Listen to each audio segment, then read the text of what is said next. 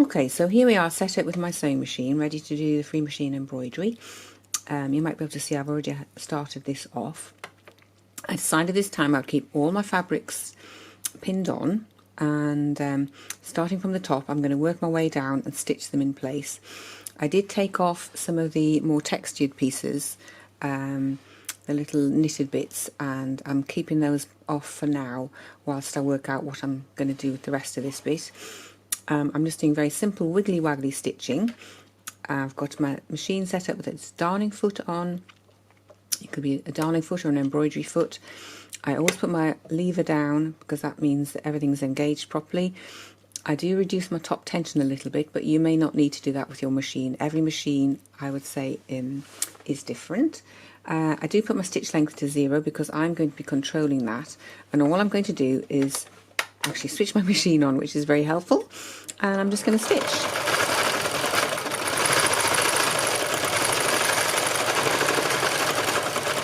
And the lovely thing about free machining is, of course, you can go forwards and backwards. You're always in control. Okay, it's not going to run away with you. You're just in control of it, more or less. Obviously, the fabrics like this are quite loose. You might wish to tack them down. You might like to use something like a bonder web or a fusible webbing to help hold them in place. But I like them like this. I like them quite loose because it means that the fabric can move a little bit. And although I don't want it to buckle up, but I'm quite happy for it to look nice and quilted. The thing, if you use applique with some bonder web or something like that, is it does get very held in place. It gets quite stuck and flat. It gets a very flat look to it. So I'm just going to take a little bit of that colour that I've just used in this one into this piece here. I'm not going particularly fast on this because I need to actually hold everything in place, and I've got to be careful so I can take the pins out as I go. As I say, it's really useful because with free machining you can go whatever direction you want to go in. So I think what I'm going to do is I'm just going to work my way down through these because I'm going to have to change coloured threads. I'm going to make sure my colours are what I want for each section, and when I've finished all of that, I'm going to put the seed heads on, and I thought that might be nice to show you that bit, me actually sewing the seed head, so you can see what I do with that. So I'm going to leave it there for now and carry on finishing off the stitching, and I'll come back to you when I've got the seed heads ready to go on. Okay, so here we are. I've put the camera back down after doing some stitching, and I've done a lot more stitching on here which you possibly can't see unless I do a close-up for you, but I've got lots of different colours going on, blending all of these vibrant colours together. So I've got turquoises going into the pink, and I've got orange going into the pink, and I've got, pink going into the orange, just so that it gets a bit of a mix-up.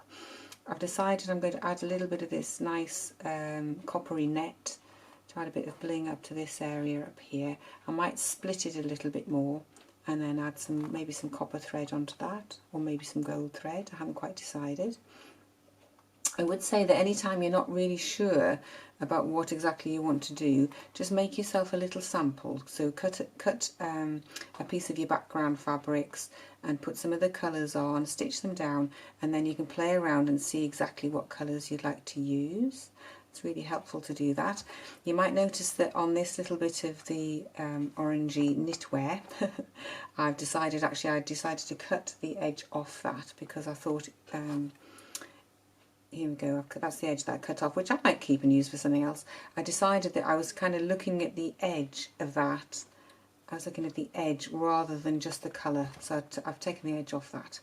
So the other thing I've done is I've cut out some nice seed heads, very simple, in gold. I really wanted them to be quite bright and blingy. Underneath I've cut out a piece slightly smaller than the gold, and that's a piece of curtain interlining.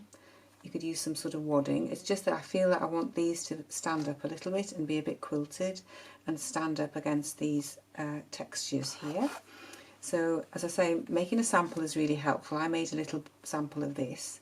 So I've actually got stitch and tear, and I've got the wadding, and then that could go on there, you see, and you can then see what it looks like and decide whether or not that's the right colours for you to use.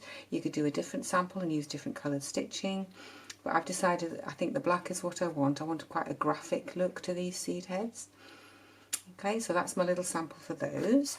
I've also, underneath here, I've got a line of black felt that I've cut out, quite narrow, and I'm going to put that underneath these lovely bits of slightly crazy gold and black fabric. It's really interesting if I take this off completely, and if I just get my there we go, if I put the frame on it like that, put the mount on it, I quite like that, but it's very safe. I felt it was very safe, and the minute that I take this back and put this back on, I feel as though that really just brings it to life and makes it I don't know, just got a bit more about it, a bit more pizzazz, a bit more in keeping with the idea of this landscape, which is that it's just completely a bit wacky and a bit different and and it's very vibrant. And I really like the way that this black and gold kind of sets off the colours behind. You can see it better like that. So you can imagine how it's going to be once I've got the stitching on. It's going to be, obviously without that bit of pink there, it's going to be like that. Perhaps I'll put that one up there like that. You can then begin to feel how it's coming together now, and I feel as though putting the mount on really pulls it together. It draws the eye into all the things that I want people to see. And again, you can move it up and down. You'll get different colours showing, different amounts of the orange at the bottom or the yellowy stuff at the top. You know, it's all what pleases your eye. This is completely your creation, and it's completely what pleases your eye, what makes you feel happy when you're making it. So I think the next thing I'll do is I'll just get these pinned on, and then I'll get over to my sewing machine, and finally we'll get some seed head stitching done. Okay, so I have set my sewing machine up again for free machining, and I've got these beautiful seed heads pinned on. You can see that I've already stitched two of them on in place, so I've just got this last one to do, and I've just done very simple lines going up and down. If you wanted to make this easier for yourself, you could stitch that on or tack that on first underneath, but I'm just going to be reckless and just give it a go, but then that's me.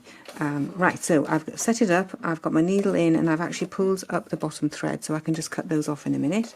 I'm just going to do a line of stitching very carefully down this edge, just holding this like that. That's it. And I'm going to just let the needle go in there for a second while I come back up here, and I'm just going to cut those threads off so they are out of the way, like that. There we go. Bring this back round again. Now, you could go all the way around there, but I'm going to choose to work from one side to the other of the seed head so that any spare material just gets pushed to the side. I'm going to go back up there. I'm doing this all by eye, because I've done it a few times and I know roughly what I'm aiming for. But what you could do is, if you wanted to, you could do a line of tacking stitches, or I guess you could use a magic marking pen to put on them. I tend not to use magic markers myself because I'm never quite sure that the colours come off completely, especially when I'm doing something so visible as this on this gold fabric. So you can see I'm just bringing them down. It's like a sort of a cup shape, a goblet shape.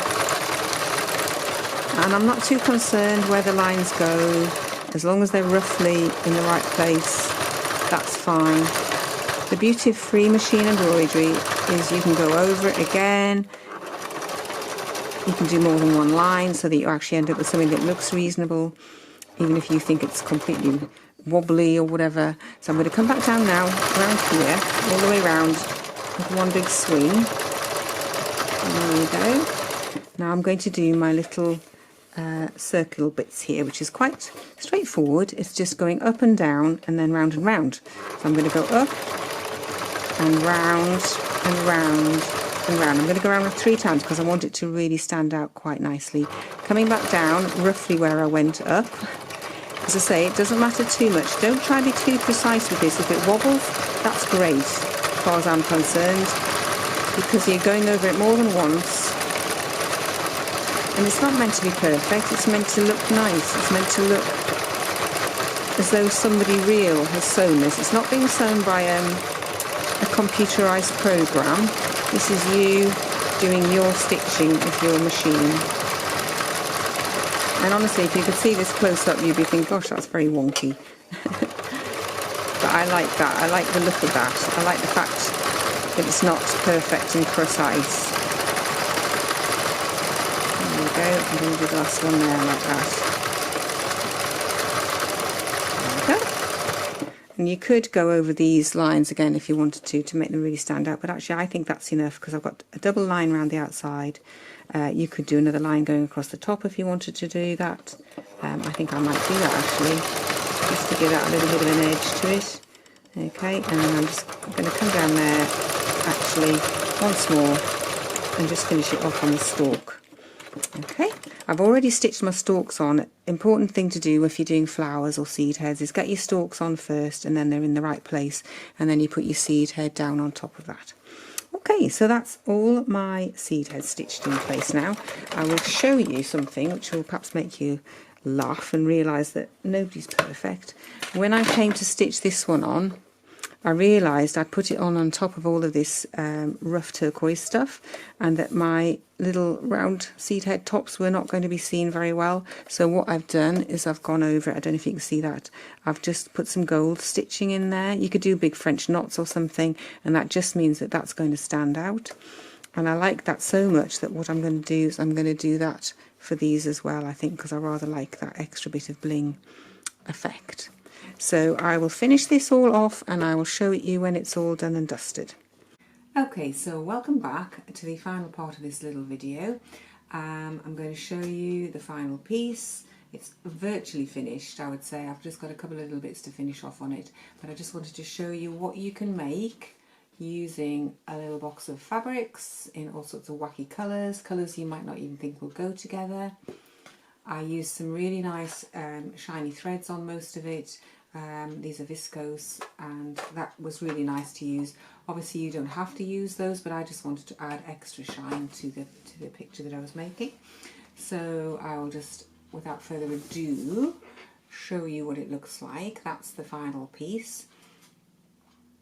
I've edited it as I've gone along. That's part of the process, is I took out the fabrics that I didn't want and added in fabrics that I did want. So for example, I've added in a bit of blingy stuff up here, and I took away, I had some yellow blankety fabric that I had in the middle which I took away and I didn't like it, and I cut away the edge of that bit there, and you know, I've just added things on as I've gone along, and I think that's really nice. I think that's part of the process, is being prepared to change.